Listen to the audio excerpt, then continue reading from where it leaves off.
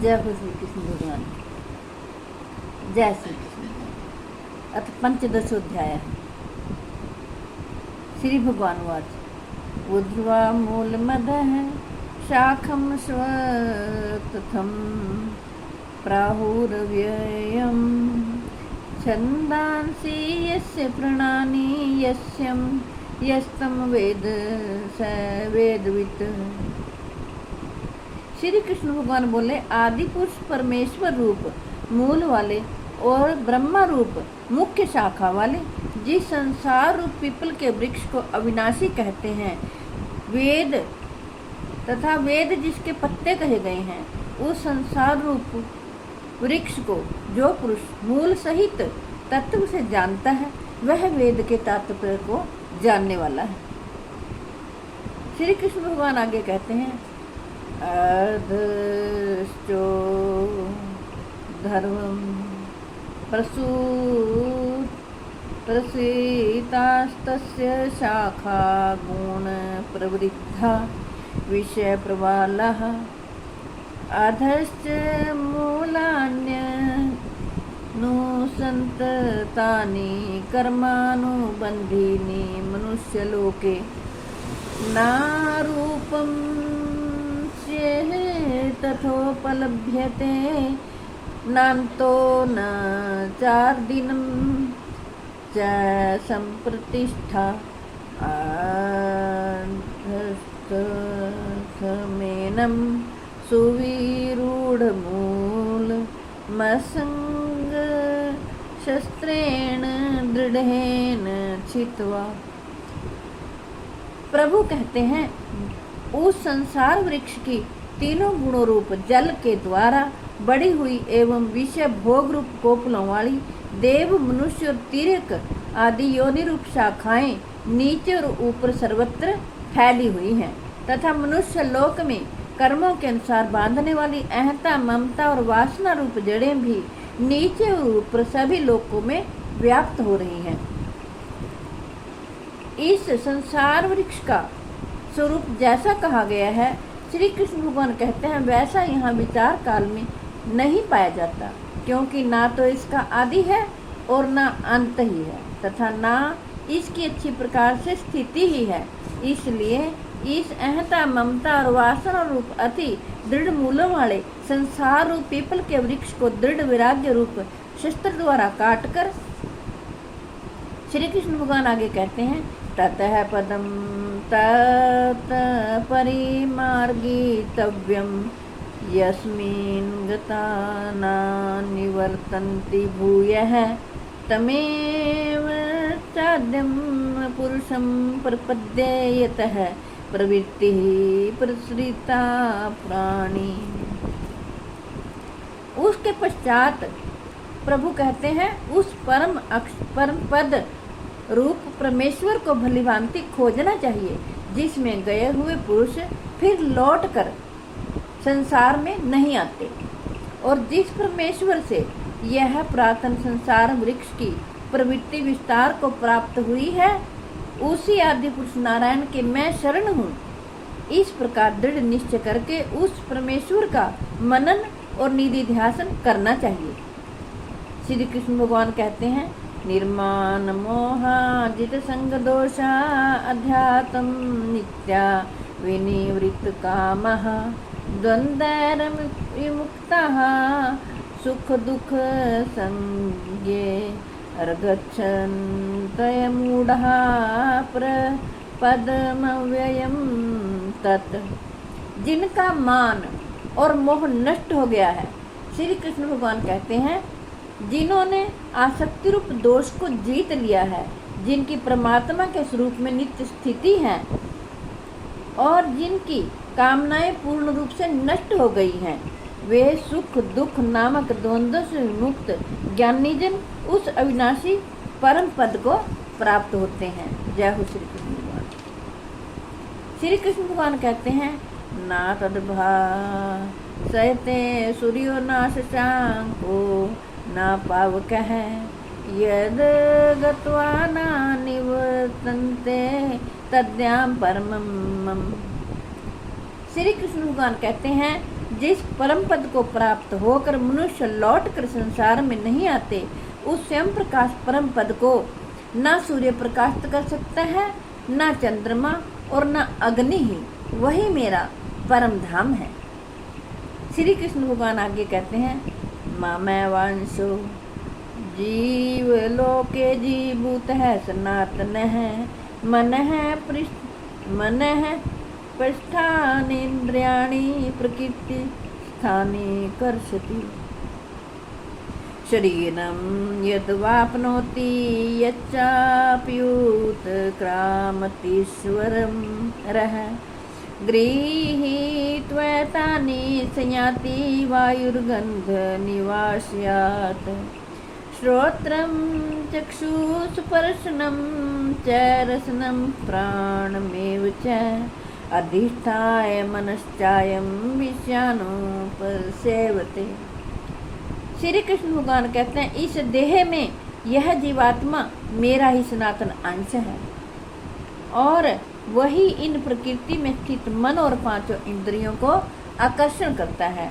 प्रभु कहते हैं, वायु गंध के स्थान से जैसे गंध को ग्रहण करके ले जाता है, वैसे ही देह आदि का स्वामी जीवात्मा भी जिस शरीर का त्याग करता है, उससे इन मन सहित इंद्रियों को ग्रहण करके फिर जिस शरीर को प्राप्त होता है उसमें जाता है। श्री कृष्ण भगवान कहते हैं, यह जीवात्मा श्रोत्र चक्षु और त्वचा को तथा रसना घ्राण और मन को आश्रय करके अर्थात इन सब के सहारे से ही विषयों का सेवन करता है। उत्क्रामन्तं स्थितं वापि भुञ्जानं वा गुणान्वितं, विमूढ़ा नानुपश्यन्ति पश्यन्ति ज्ञान चक्षुषः। श्री कृष्ण भगवान कहते हैं, शरीर को छोड़कर जाते हुए को अथवा शरीर में स्थित हुए को अथवा विषयों को भोगते हुए को, इस प्रकार तीनों गुणों से युक्त हुए को भी अज्ञानी जन नहीं जानते। केवल ज्ञान रूप नेत्रों वाले विवेकशील ज्ञानी ही तत्व से जानते हैं। श्री कृष्ण भगवान कहते हैं, यतन्तो योगिनश्चैनं पश्यन्त्यात्म अन्यवस्थितं, यतन्तो अप्यकृतात्मानो नैनं पश्यन्त्य चेतसः।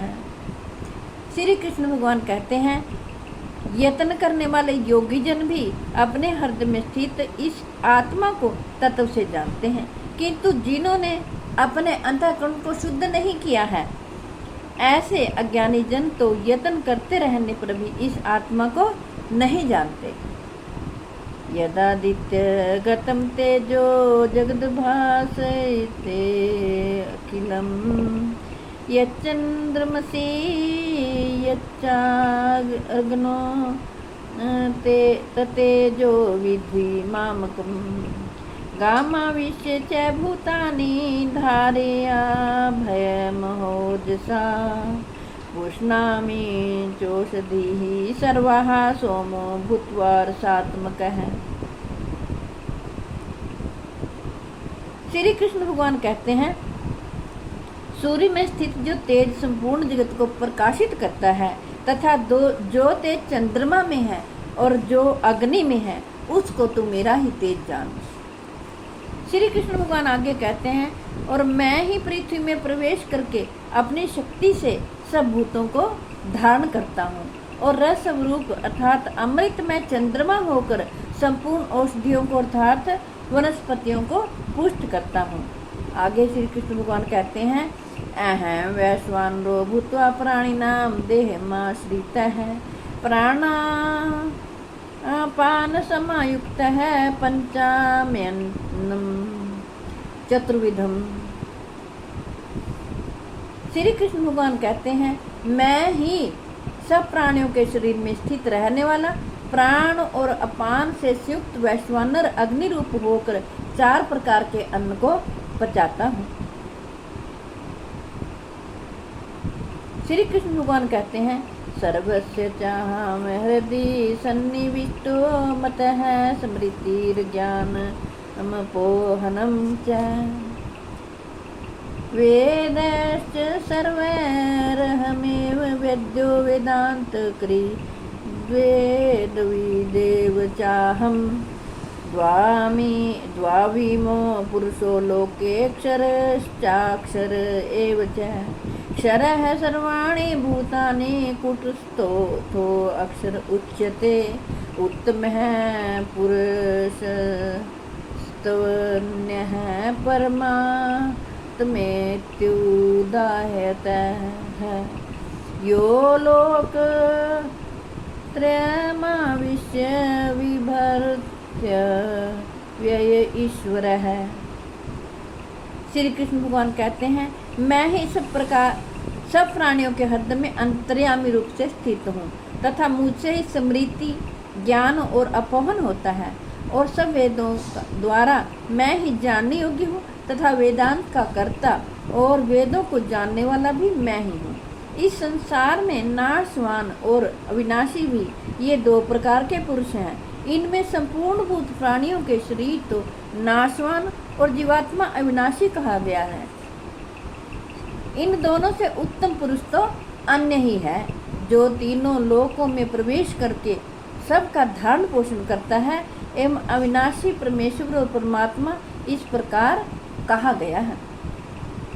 यस्मात्क्षरमतीतो अहमक्षरादपि चोत्तमः अतोऽस्मि लोके वेदे च प्रथितः पुरुषोत्तमः।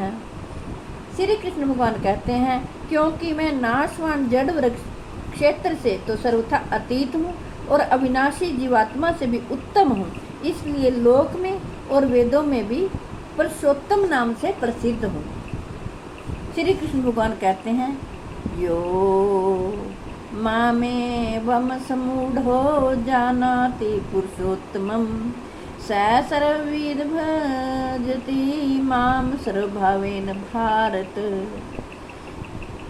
इति गुह्यतमं शास्त्रमिदमुक्तं मया नघ एतद् बुद्ध्वा बुद्धिमान् स्यात् कृतकृत्यश्च भारत।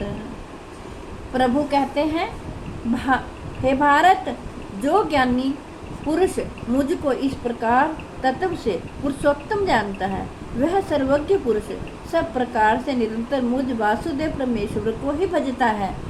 हे निष्पाप अर्जुन, इस प्रकार यह अति रहस्य युक्त गोपनीय शास्त्र मेरे द्वारा कहा गया, इसको तत्व से जानकर मनुष्य ज्ञानवान और कृतार्थ हो जाता है। जय। यह 15वां अध्याय मैंने आपको भगवद गीता जी में से पढ़कर सुनाया है। मैं आशा करती हूँ आप सभी इसका लाभ उठाएंगे।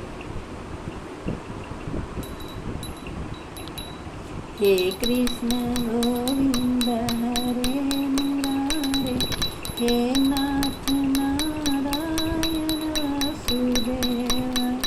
हे कृष्ण गोविंद हरे मुरारे, हे नाथ नारायण वासुदेव।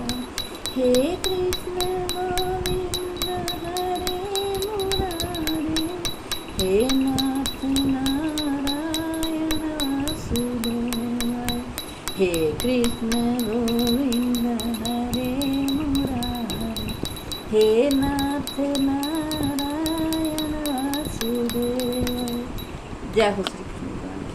मेरी आपसे हाथ जोड़कर प्रार्थना है कि आपके घर में जो बीमार हों, लाचार हों, चल फिर ना सकते हों, आप उन्हें जरूर भगवत गीता जी का पाठ सुनाएं और अपने बच्चों को भी भगवत गीता जी का पाठ सुनने के लिए और पढ़ने के लिए प्रेरित करें, ताकि वो सद्मार्ग पर चलें और भगवान श्री कृष्ण सदा उनकी रक्षा करें। जय हो श्री कृष्ण। जय हो श्री कृष्ण। हे प्रभु, तुम सबकी रक्षा करना, सबको सद्बुद्धि देना। जय हो।